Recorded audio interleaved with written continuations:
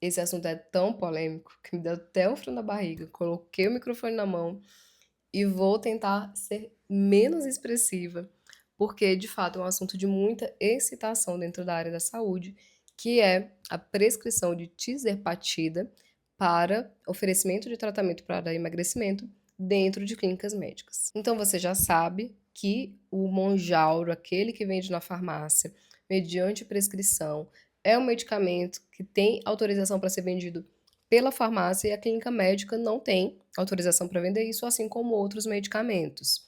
Mas a tirzepatida, ela tem a sua fórmula magistral, ou seja, manipulada. Tem autorização para isso. Existem laboratórios que fazem isso. E o médico, ele pode ter uma relação comercial com esses laboratórios e facilitar ali o tratamento desse paciente com essa medicação, oferecendo ali segurança para esse paciente que vai ministrar essa medicação ali dentro, que pode ter associação de outras substâncias, que vai ter um acompanhamento mais próximo, vai ser um dia de fazer biopedância e vários outros procedimentos com tratamento de emagrecimento personalizado pode oferecer.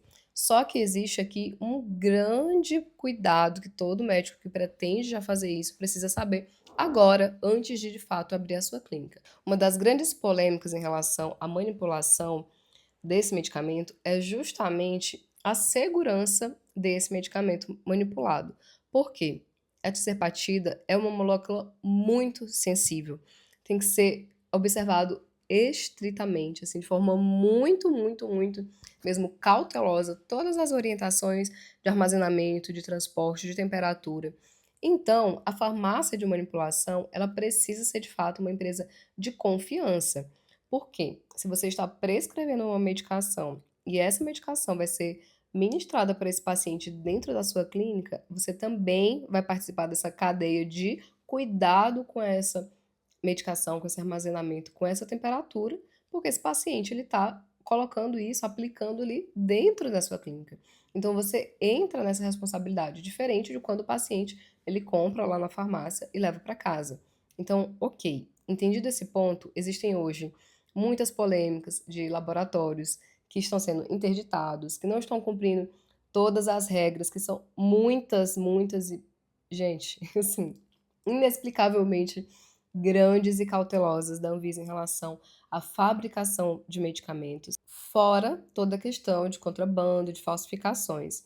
Então, o médico que pretende fazer isso precisa conhecer esses cuidados desde agora. Entendido esse ponto, você vai ter um contrato formal, de preferência depois de uma investigação da reputação e da segurança de todos os alvarás e autorizações que esse laboratório tem. E aí você vai mandar as prescrições dos seus pacientes para esse laboratório. Essa medicação, ela vai ser vendida por você para o paciente? Não, jamais. O médico ele não pode vender medicação. A única coisa que você está fazendo é uma facilitação desse acesso ao medicamento através desse seu contrato com o laboratório. E ali você vai armazenar exclusivamente para fins de aplicar naquele paciente que está agendado para fazer isso. Então, existe aqui uma grande polêmica, uma grande dúvida em relação aos médicos que estão fazendo isso. Ah, eu posso armazenar, eu estou vendendo, o que eu vou fazer? A primeira coisa que você vai fazer para deixar claro que não, eu não estou vendendo medicação para o paciente é um contrato de prestação de serviço, deixando muito claro que o paciente está pagando X por aquela medicação, que é exatamente quanto ela custa no laboratório, porque você não pode ter lucro sobre essa medicação, senão vai configurar venda sim.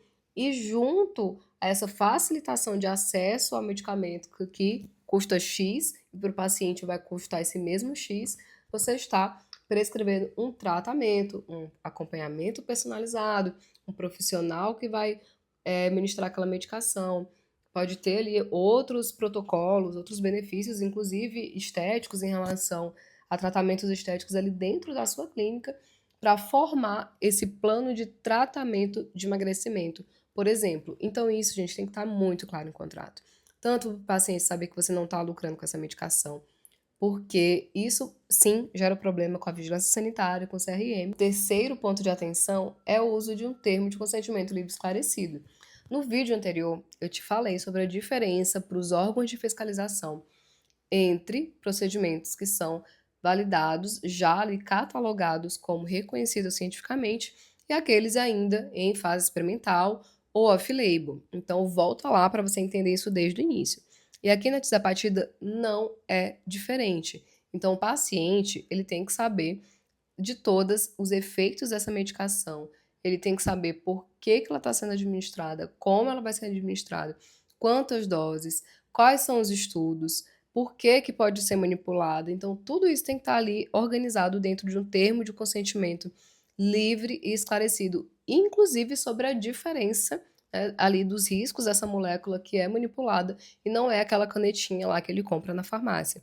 Então isso tem que estar muito claro, gente, porque quando o médico adquire e armazena esse medicamento para esperar ministrar para aquele paciente que contratou o tratamento de emagrecimento ali dentro da clínica, ele compartilha armazenamento, ele compartilha o controle de temperatura, então ele entra nessa cadeia de responsabilidade junto com o laboratório. Se essa partícula mudar, se isso gerar um efeito adverso, se isso gerar inclusive ali a diminuição da eficácia desse medicamento, e esse paciente vier te questionar em relação a isso, eu tive um dano, eu não emagreci tanto. Essas expectativas têm que estar totalmente alinhadas, gente, porque a promessa de emagrecer tantos quilos em 2 meses, 3 meses, ela já não pode existir, porque não existe ali uma ciência exata. O organismo do paciente, ele muda de cada um.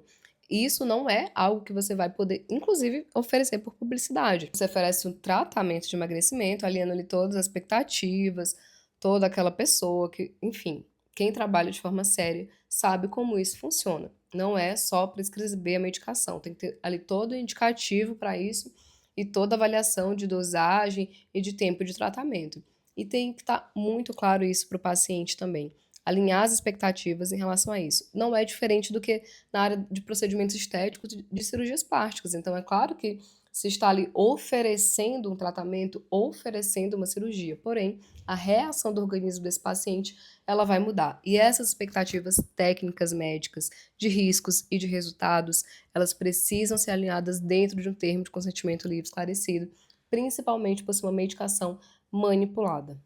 Em resumo, são esses 4 pontos que você precisa saber para trabalhar com tisepatida manipulada dentro da sua clínica de forma segura. Primeiro de tudo, contrato com um laboratório que passe por todos os critérios da Anvisa e de autorizações. Segundo, trabalhar com um contrato de prestação de serviço, deixando muito claro que você não está vendendo essa medicação. Terceiro, termo de consentimento livre esclarecido com todos os riscos e variações dessa medicação. E quarto, protocolo para que toda a sua equipe tenha todo o cuidado de armazenamento e de ministrar essa medicação dentro do que é orientado. Assim você trabalha de forma segura e se resguarda não só com o paciente, mas também com os órgãos de fiscalização.